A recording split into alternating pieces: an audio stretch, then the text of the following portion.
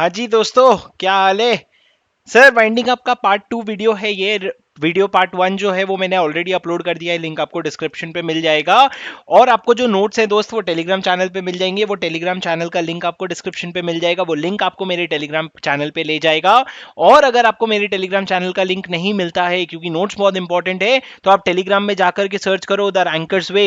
The rankers way search करोगे तो वहां पे आपको मिल जाएगा क्या, मेरा चैनल, और वहां पे आपको नोट्स मिल जाएंगे। सर हम अभी सिर्फ एग्जाम पॉइंट ऑफ व्यू से, मतलब ये वीडियो एकदम स्पेसिफिकली दिसंबर 21 वाले अटेम्प्ट के लिए है।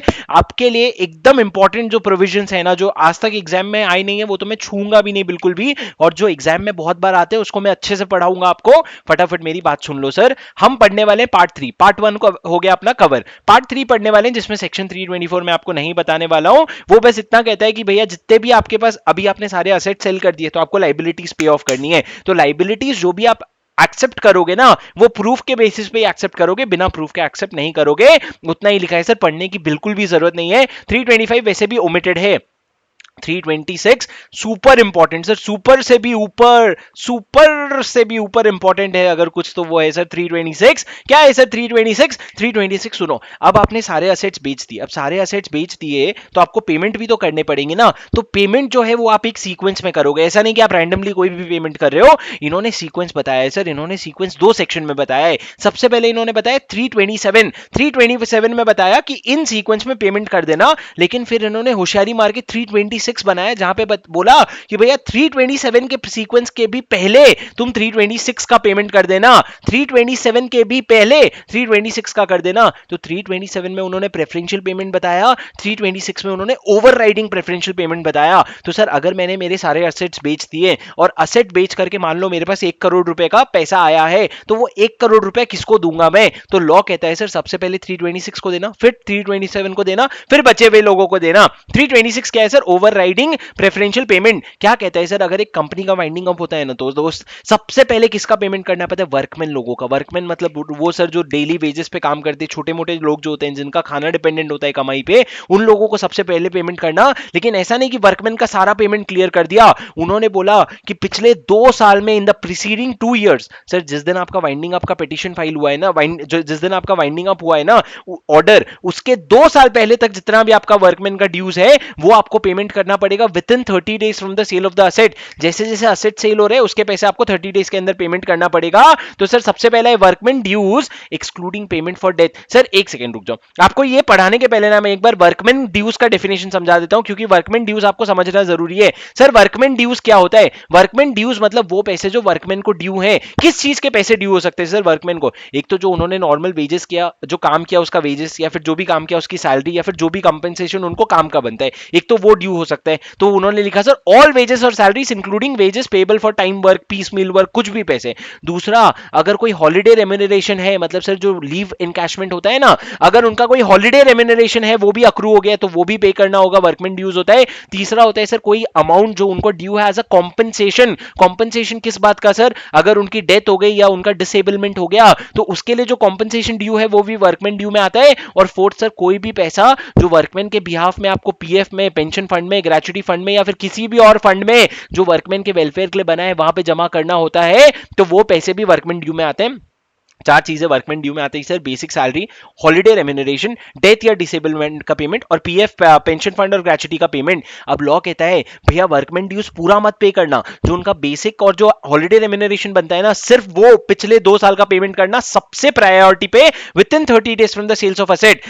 कॉम्पनसेशन और जो ग्रेचुटी वगैरह का पेमेंट होता है वो मत करना। उसके बाद इन्होंने बोला 2 और पेमेंट होंगे जो विच will rank pari passu. I will not explain to you now what is pari passu because you know already know that pari passu मतलब इक्वली रैंक्ड। तो 2 और हैं सर जो पारी पासु रैंक होंगे। एक है जो वर्कमैन कॉम्पनसेशन अदर देन जो हमने ऊपर पे कर दिया, ऊपर जो पे कर दिया उसके अलावा वर्कमैन कॉम्पनसेशन। और दूसरा, अगर एक सिक्योर्ड क्रेडिटर ने अपने असेट्स रियलाइज कर लिए हैं तो सर उसको ये दोनों में से जो भी अमाउंट लोअर है ना वो दे देना। अगर एक सिक्योर्ड क्रेडिटर ने अपने असेट रियलाइज कर लिए हैं तो जितना एक तो शॉर्टफॉल हुआ है, such debts due to such secured creditor as could not be realized by him. मतलब सर एक सिक्योर्ड क्रेडिटर, एक क्रेडिटर ने मेरे को 100 करोड़ रुपए दिए थे, उसको मैंने सिक्योरिटी दिया था बदले में, तो वो क्या हो गया? Secured creditor. अब उसने वो प्रॉपर्टी जो मैंने उसको सिक्योरिटी में दिया था उसको बेच के मान लो सिर्फ 90 करोड़ ही could recover, then the remaining 10 crore will be cover here. So either that or the amount of workman portion in security. Sir उसके सिक्योरिटी में जितना भी वर्कमैन का पोर्शन है वो इन दोनों में से जो भी लोअर है ना वो उसको यहाँ पे पारी पासु विद द वर्कमैन ड्यूज जाएगा। मतलब दोस्त सुनो, सबसे पहले जो भी पैसे आएंगे ना उसमें से वर्कमैन का पिछले 2 साल का जो भी कॉम्पनसेशन, बेसिक कॉम्पनसेशन और अक्रूड रेम्यूनरेशन है वो दे देना, उसको डेथ या डिसेबलमेंट का कॉम्पनसेशन मत देना। उसके बाद वर्कमैन ड्यूज है, उसके बाद दो चीजें एक साथ रैंक करेगी, वर्कमैन ड्यूज और सिक्योर्ड क्रेडिटर्स का जितना अनरियलाइज्ड पोर्शन है या फिर जितना अमाउंट उसका उसकी सिक्योरिटी में वर्कमैन का होता है। सर अब वर्कमैन का पोर्शन क्या होता है एक परफेक्ट तरीके से इन्होंने एग्जांपल से समझाया, ये एग्जांपल एक्ट में भी कवर्ड है। सुनो, अगर अगर आपको वर्कमैन को 1 लाख रुपए देने हैं और अगर आपको सिक्योर्ड क्रेडिटर को 3 लाख रुपए देने हैं, मतलब टोटल कितना देना है सर 4 लाख रुपए, 1 लाख रुपए वर्कमैन को और 3 लाख रुपए सिक्योर्ड क्रेडिटर को। अब सर सिक्योर्ड क्रेडिटर के पास एक सिक्योरिटी है, मान लो एक मेरा प्रभा देवी में फ्लैट है, वो उसके पास प्रॉपर्टी रखा हुआ है, तो वो जो सिक्योर्ड क्रेडिटर है ना, मान लो सिक्योरिटी की वैल्यू 1 लाख रुपीज है, तो सवाल ये है कि उस सिक्योरिटी की जो जो एक लाख रुपए की सिक्योरिटी उसके पास है उसमें वर्कमैन का पोर्शन कितना है। तो लॉ कहता है अभी रेशियो क्या है 1 लाख/3 लाख, मतलब 1:3 का रेशियो है, तो जो सिक्योरिटी है ना उसमें भी वर्कमैन का पोर्शन 1:3 रहेगा। दोस्त एक बार मेरे साथ ये पढ़ लो, the value of a security of a secured creditor of a company is 1 lakh. 1 lakh की सिक्योरिटी उसके पास रखी हुई है, total amount of workman dues is 1 lakh, workman को भी 1 लाख देना है and the amount of due from the company to its secured creditor is 3 lakh. Workman को 1 लाख देना है, सिक्योर्ड क्रेडिटर को 3 लाख देना है और सिक्योरिटी कितने की 1 लाख की। The aggregate of the amount कितना होता है दोनों को मिला के 1 लाख प्लस 3 लाख 4 लाख होता है।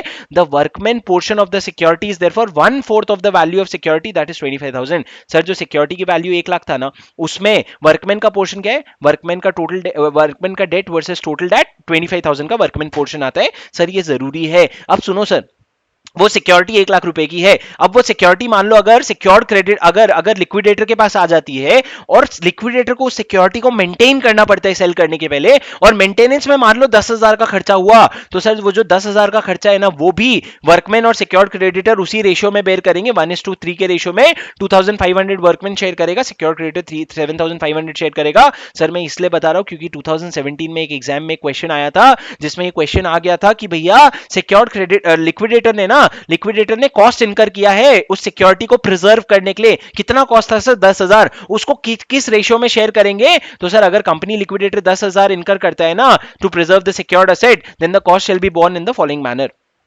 क्या आपको समझा सर? ये एग्जांपल जो मैंने यहां पे डाला है उसको छोड़ दो, कोई लोड नहीं है। अब आगे बढ़ते हैं, सुनो मेरी बात।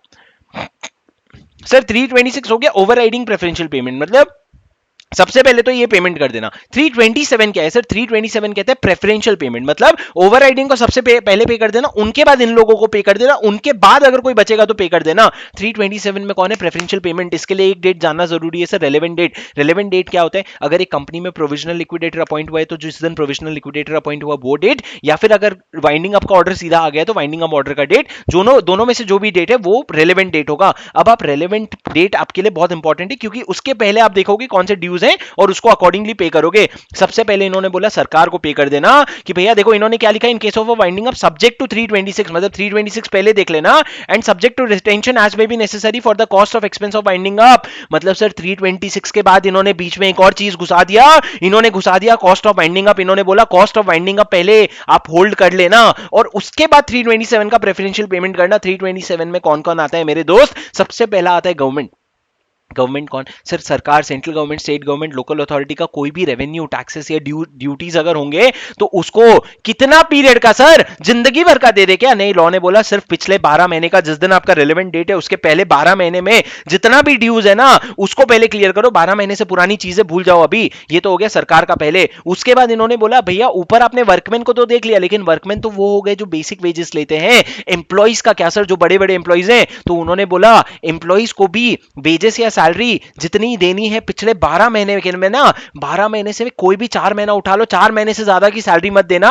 और वेजेस और salary is due for a period not exceeding 4 month within the 12 month immediately before the relevant date RD including wages payable for piece. वही चीजें लिखी है। मतलब सर एक एम्प्लॉय को मैक्सिमम 4 महीने की सैलरी मिल सकती है इस प्रेफरेंशियल पेमेंट में, बाकी सैलरी सर नॉर्मल पेमेंट में चला जाएगा। Third, all accrued holiday remuneration becoming payable to an employee. Employee का भी जो अक्रूड हॉलिडे रेम्यूनरेशन है। चौथा, जो भी कंट्रीब्यूशन सर पिछले 12 महीने में पेबल था किसको, एम्प्लॉय स्टेट इंश्योरेंस एक्ट को, ईएसआईसी एक होता है सर एम्प्लॉय स्टेट इंश्योरेंस, उस एक्ट के अंडर कोई भी पिछले 12 महीने में जो भी पेबल था ना वो पे कर दो। और सर उसके अलावा कॉम्पनसेशन फॉर डेथ और डिसेबलमेंट कोई भी पीरियड का हो उसको तुरंत पे करो।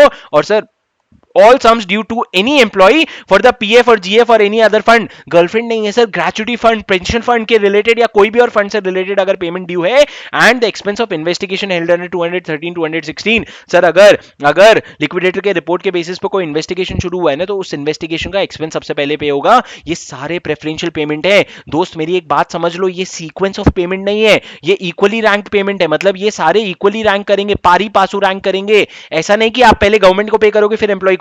अगर आपके पास इतने पैसे हैं, if you have sufficient fund to pay all of them will be paid in full, but if you don't have sufficient fund to pay all of them, then all of them will be paid equally ranked, मतलब proportionate payment होगा। Sir सुनो, याद करना है sir, बहुत important. सबसे पहला क्या, गवर्नमेंट का रेवेन्यू, टैक्सेस और सेस। दूसरा, एम्प्लॉइज का पिछले 12 महीने, जो गवर्नमेंट का ड्यूज है वो भी 12 महीने का, पिछले 12 महीने का। एम्प्लॉइज का पूरा 12 महीने का नहीं सर, पिछले 12 महीने में 4 महीने का मैक्सिमम पे करोगे। उसके बाद अक्रूड हॉलिडे रेम्यूनरेशन, उसके बाद पिछले 12 महीने में ईएसआईसी को, इंश्योरेंस का कोई पेमेंट करना है, उसके बाद डेथ और डिसेबलमेंट का अगर कोई पेमेंट करना है without any limit, gratuity PF का विदाउट एनी लिमिट, और इन्वेस्टिगेशन का कॉस्ट। दोस्त एक बार मेरे साथ देख लो क्या लिखा है सर, जी से गवर्नमेंट हो गया, जी से गवर्नमेंट हो गया, यहाँ पे ई से एम्प्लॉई हो गया, हॉलिडे रेम्यूनरेशन एच हो गया, आपका इंश्योरेंस हो गया आई, आपका डेथ से रिलेटेड कॉम्पनसेशन हो गया, और उसके बाद जीएफ का ग्रेचुटी फंड्स का पेमेंट हो गया, फंड्स का पेमेंट हो गया, और इन्वेस्टिगेशन का पेमेंट हो गया।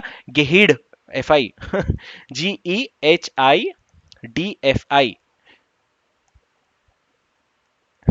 सॉरी, चलो रिवीजन लेक्चर है सर, इसमें अभी कुछ नहीं बनाते, आगे बढ़ते हैं। प्रेफरेंशियल पेमेंट आपको करना पड़ेगा सर, ये सीक्वेंस में करना पड़ेगा। अब उसके बाद कुछ और चीजें इन्होंने लिखी है सर, जैसे अगर आपने कोई फ्लोटिंग चार्ज क्रिएट कर रखा था, फ्लोटिंग चार्ज जो अपन ने आईपीसीसी में पढ़ा था सर, फ्लोटिंग चार्ज क्या होता है, अगर आपने कोई करंट असेट के अगेंस्ट अगर आपने कोई फ्लोटिंग चार्ज क्रिएट कर रखा है तो फ्लोटिंग चार्ज के ऊपर इन लोगों की प्रायोरिटी आ जाएगी। मतलब सर 327 में जो पेमेंट है ना, that will be before floating charge का compliance, so the debt enumerated in this section will have priority over the claims of debenture holder under any floating charge. अगर आपने किसी डिबेंचर होल्डर के against के पास floating charge create किया है तो उससे पहले 327 का पेमेंट होगा। सर ये आपको लिए रेलेवेंट नहीं है। अगर कोई हॉलिडे रेम्यूनरेशन है, ये भी आपके लिए रेलेवेंट नहीं है दोस्त, आपको इतना घुसना नहीं है, आपको बस सीक्वेंस याद करना है, इसी में क्वेश्चन आएगा। सबसे पहला क्या है सर, 326 का सीक्वेंस है कि भैया वर्कमैन ड्यूज जो पिछले 2 साल का है, उसके बाद other workman dues and unrealised secured creditors जो है वो पारी पासू रैंक करेंगे। Cost of winding up second ranking हो गया सर। थर्ड में ये सारे लोग एक साथ आएंगे, सीजीएसजी के ड्यूज 12 महीने के, सैलरी जो पिछले 4 महीने का है, और अक्रूड हॉलिडे रेम्यूनरेशन कॉन्ट्रीब्यूशन 12 महीने का, और डेथ और डिसेबलमेंट पीएफ जीएफ, और उसके अलावा सर 213 का और 216 का इन्वेस्टिगेशन। उसके बाद आप क्या करोगे सर, फ्लोटिंग चार्ज किसी अगर डिबेंचर होल्डर के अगेंस्ट हुए हैं तो उसको पे करोगे, और उसके बाद अनसिक्योर्ड क्रेडिटर्स को पे करोगे। मतलब सर अनसिक्योर्ड क्रेडिटर्स सबसे लास्ट में आते हैं। अब सर 328 अ very important provision, fraudulent preference. मतलब क्या सर, सुनो, अगर एक कंपनी है ठीक है, एक कंपनी ने अपने किसी क्रेडिटर को या अपने किसी श्योरिटी को या अपने किसी गारंटर को प्रेफरेंस दिया मतलब क्या सर, अगर एक कंपनी को, अगर रिलायंस को पता है कि रिलायंस 3 महीने में वाइंडिंग अप में जाने वाली है या 6 महीने में वाइंडिंग अप में जाने वाली है, और उसने क्या किया, वाइंडिंग अप में जाएगी तो मुकेश अंबानी का नुकसान होगा करके मुकेश अंबानी के फेवर में एक चार्ज क्रिएट कर दिया। मतलब सर आप मुकेश अंबानी को फेवर दे रहे हो। तो if a company creates a preference or creates a preference for his creditors, surety or any guarantor, and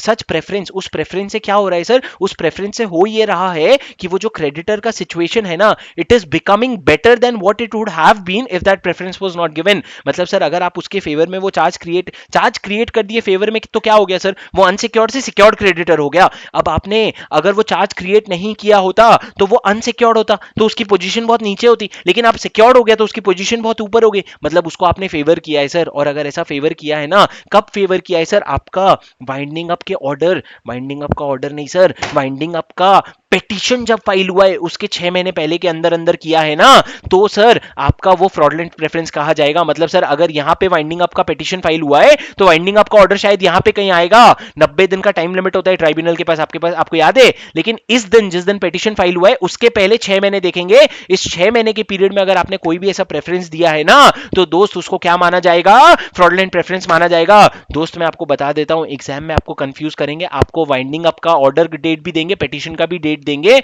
और जो फ्रॉडलेंस प्रेफरेंस हुआ है उसका भी डेट देंगे, और ऐसा दिखाएंगे कि वो इस दिन से 6 महीने पहले है, तो आपका वो पीरियड के बाहर जा रहा होगा। लेकिन ध्यान देना, यहाँ पे डेट ऑफ वाइंडिंग अप नहीं है, date of petition for winding up है। उसके पहले 6 महीने के अंदर अंदर अगर आपने किसी क्रेडिटर श्योरिटी या गारंटर को प्रेफरेंस दिया है, और प्रेफरेंस की वजह से क्या हो रहा है, उसकी पोजीशन बेटर हो गई as compare to what it would have been if no preference was given, in that case what will happen, it will be considered as fraudulent preference. और जब फ्रॉडलेंट प्रेफरेंस होगा ना सर, तो tribunal क्या करेगा, tribunal order करके restore कर देगा पोजीशन। रीस्टोर मतलब सर वो मानेगा कि ऐसा जो आपने चार्ज क्रिएट किया था ना, वो चार्ज कभी एग्जिस्ट ही नहीं करता था, और वो रीस्टोर कर देगा। सर दूसरा पॉइंट लिखा है, अगर ट्राइब्यूनल ये सेटिस्फाई हो जाता है कि प्रेफरेंस में क्या किया है आपने, आपने कोई प्रॉपर्टी ट्रांसफर की है, भले वो मूवेबल हो या इमूवेबल हो, या फिर आपने कोई गुड्स डिलीवर किया है, या फिर पेमेंट किया है, या कोई एग्जीक्यूशन किया है, with in 6 months before winding up application, tribunal will declare such transaction invalid and restore the provision position, वो इनवैलिड डिक्लेयर करेगा और पोजीशन रीस्टोर करेगा। सर मेरे साथ प्लीज याद कर ले दोस्त, एग्जाम में उठ करके एग्जाम आ जाएगा फ्रॉडलेंट प्रेफरेंस पे।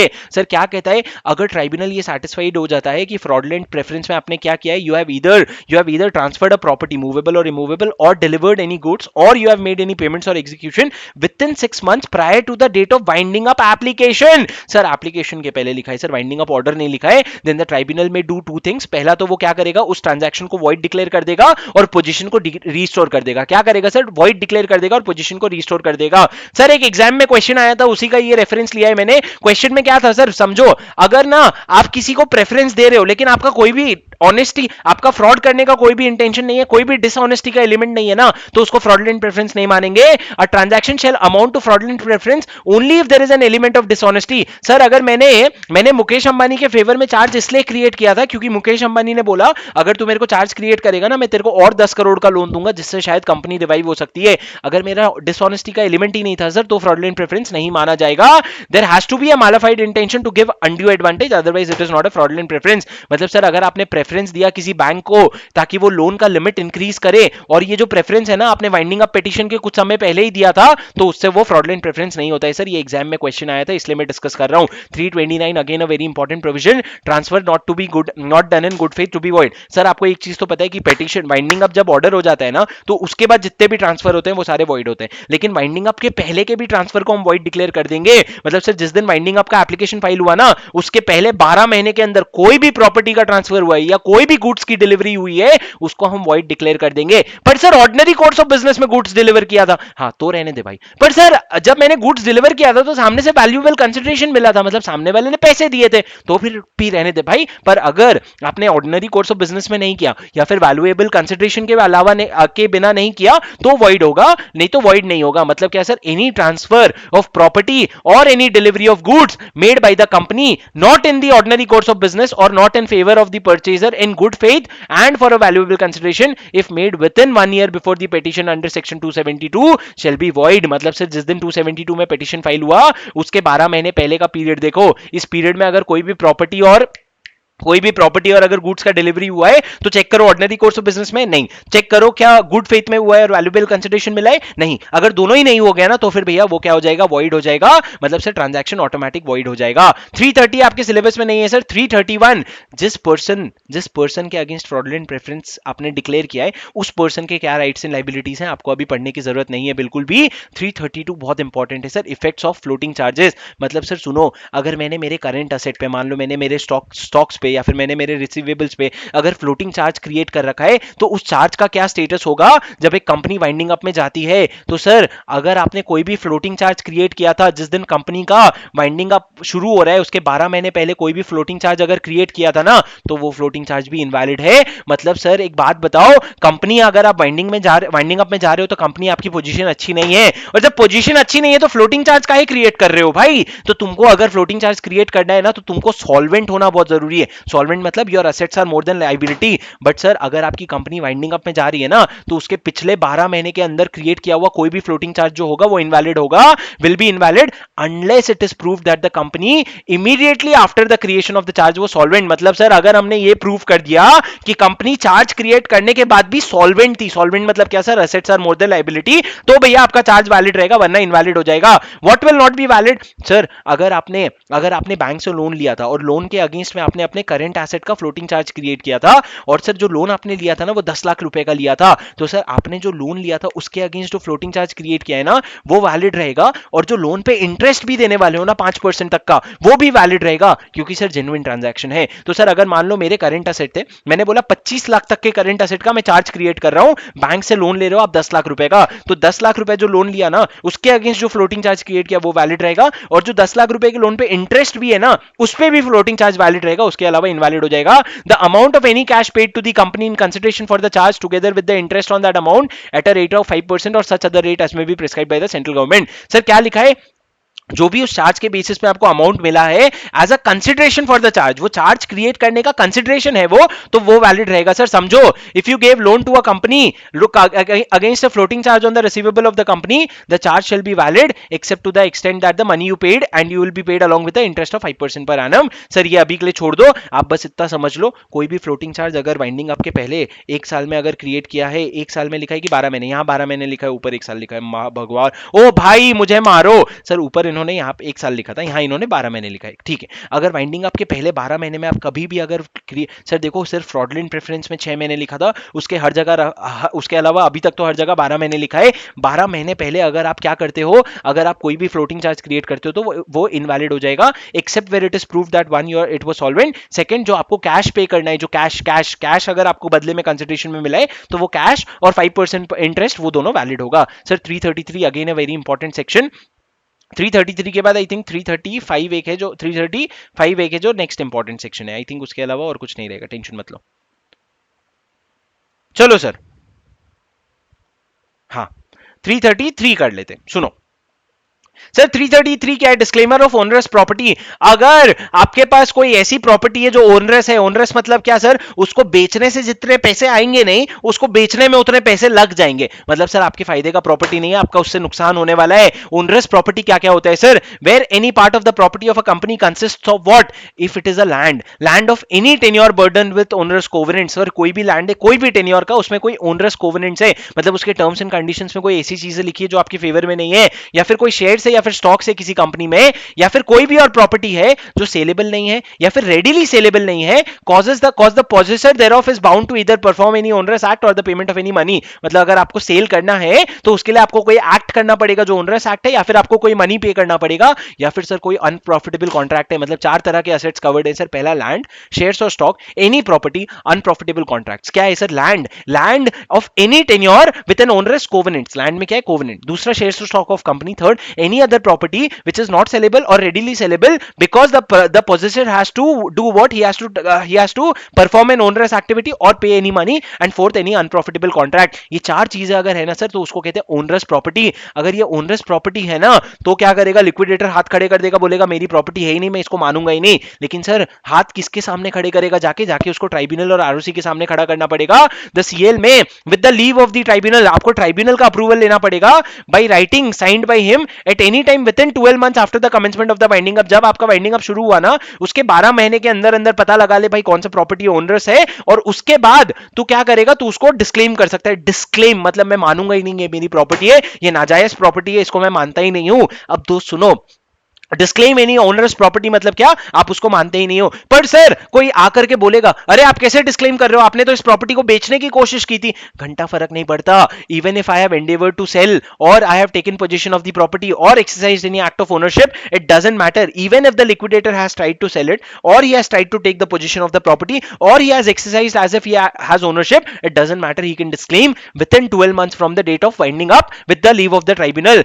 लेकिन सर पर अगर ऐसा कोई प्रॉपर्टी था सर जिसके बारे में कंपनी लिक्विडेटर को पता ही नहीं था, तो वो कैसे जाएगा 12 महीने के अंदर। तो लॉ कहता है अगर वाइंडिंग अप के शुरू होने के 1 महीने के अंदर अंदर अगर तुमको उस प्रॉपर्टी का पता नहीं चलता है ना, तो जब भी पता चलेगा ना उसके 12 महीने के अंदर अंदर तुम जाकर के डिस्क्लेम कर सकते हो। किसके पास जाकर के सर, ट्राइब्यूनल के पास। सर 4 चीजें जो ओनरस प्रॉपर्टी में आता है, land, stocks, any other property, unprofitable contracts. ये 4 चीजें आप वाइंडिंग अप के 12 महीने के अंदर डिस्क्लेम कर सकते हो। ये फर्क नहीं पड़ता कि आपने सेल करने की कोशिश की, पोजीशन करने की कोशिश की, या फिर आपने ओनरशिप है ऐसा दिखाया। लेकिन सर अगर आपको प्रॉपर्टी का एग्जिस्टेंस का पता ही नहीं था, if you were unaware, then जब भी आपको पता चले उसके 1 महीने, उसके 12 महीने के अंदर चले जाना। पर सर अगर आपको वाइंडिंग अप के 1 महीने के अंदर अंदर पता चल गया ना, तो वो 12 महीने की लिमिट जो है, वो 12 महीने की लिमिट वाइंडिंग अप के डेट से ही रहेगी। ठीक है सर, अब जो डिस्क्लेमर आप प्रॉपर्टी का करते हो ना, उससे राइट्स और liabilities of any other person will not B impacted. अब सर सुनो दो केस है जहां पे एक ही केस है जहां पे आप ना डिस्क्लेम नहीं कर सकते प्रॉपर्टी को।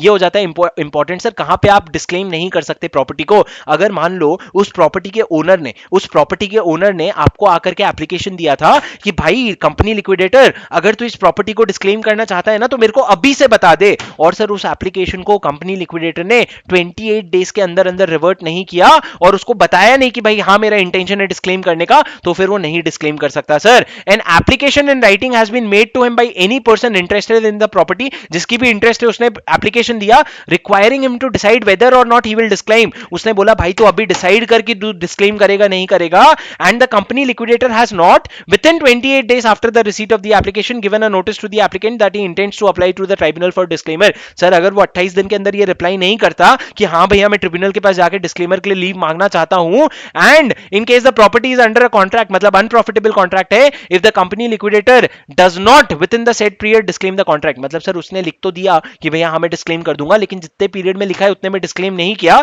तो he shall be deemed to have adopted it, फिर वो डिस्क्लेम नहीं कर सकता sir. Tell me one situation where the company liquidator can not disclaim a property. The one situation is that अगर उसको एप्लीकेशन आया था उस प्रॉपर्टी में जो इंटरेस्टेड उस पर्सन से, और उसको बोला गया था भाई तू डिसाइड कर ले, और उसने 28 दिन के अंदर या तो डिसाइड नहीं किया, या फिर उसने डिसाइड करने के बाद जितने दिन के अंदर डिस्क्लेम करूंगा बोला था उसने डिस्क्लेम नहीं किया, तो in that case boss you have lost your right and you will not be allowed to do what, you will not be allowed to disclaim such property. Sir बस ये छोड़ दो।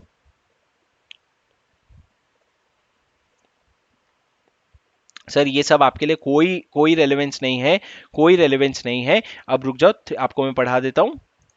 हाँ सर, ये देखो एक लास्ट पॉइंट देख लो sir, यहाँ पे जो लास्ट पॉइंट लिखा है भाई, जिस भी इंसान का आप डिस्क्लेम कर दोगे ना प्रॉपर्टी, जिस भी इंसान का प्रॉपर्टी डिस्क्लेम कर दोगे, उस इंसान का क्या होगा जिसका आपने प्रॉपर्टी डिस्क्लेम कर दिया, तो लॉ कहता है भैया आप ना वो जो बंदा जिसका प्रॉपर्टी डिस्क्लेम किया उसको एज अ क्रेडिटर ट्रीट करोगे और आपके सीक्वेंस में अनसिक्योर्ड क्रेडिटर में उसको पेमेंट कर दोगे। ठीक है सर। सर ये सारी चीजें ऑनेस्टली आपके लिए इंपॉर्टेंट नहीं है, इससे क्वेश्चंस नहीं बनने वाले बहुत जल्दी से, अगर भी बनेंगे ना it is not worth reading. मैं आपको दो सेक्शन और पढ़ाने वाला हूं, एक है सर सेक्शन, एक है सेक्शन, एक सेकेंड,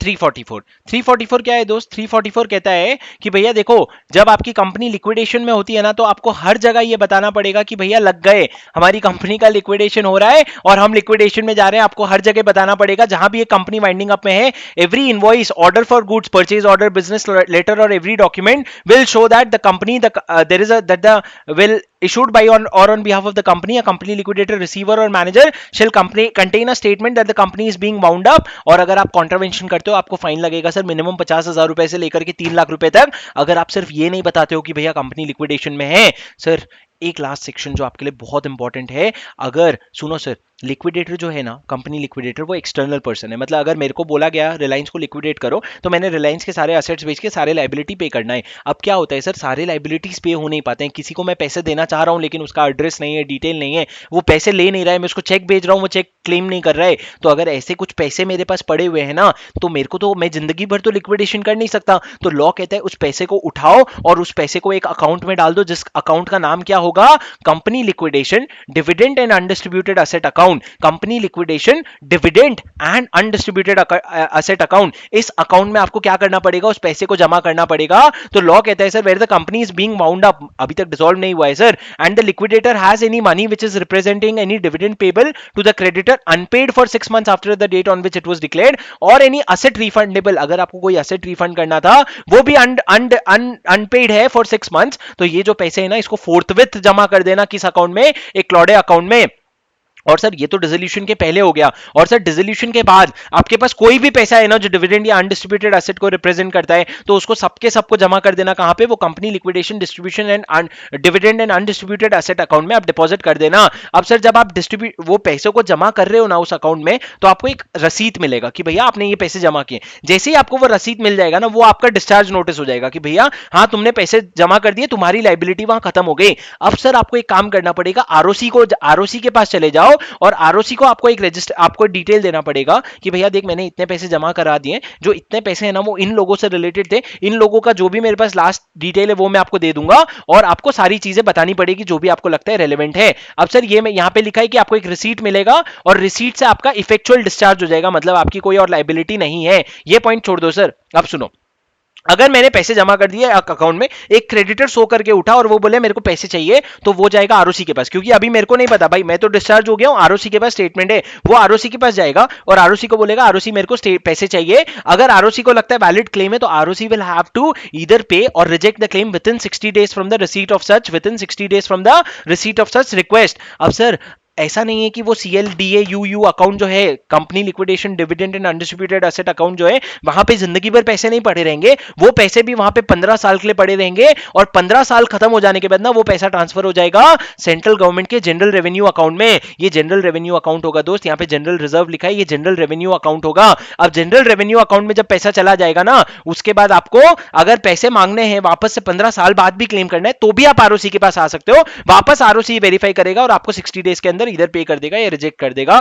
दोस्त अगर आप इस अकाउंट में जो CLDAU अकाउंट में आपको पैसे जमा करने, वो पैसे जमा करने में आप डिफॉल्ट करते हो ना, तो बहुत प्रॉब्लम होंगे। पहला आपको 12% के रेट से इंटरेस्ट लगेगा, उसके अलावा कोई भी अगर हमारा नुकसान हुआ है तो वो आपको बेयर करना पड़ेगा, और सर ट्राइब्यूनल ये ऑर्डर भी कर सकता है कि तो तुम्हारा जो रेम्यूनरेशन है ना वो डिसअलाउ हो जाएगा और आपको ऑफिस से भी निकाल सकते हैं।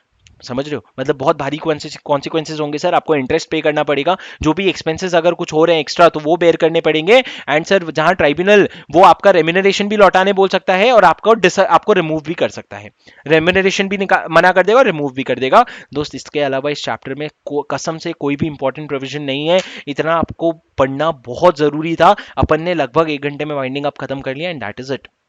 You don't need to do more than it.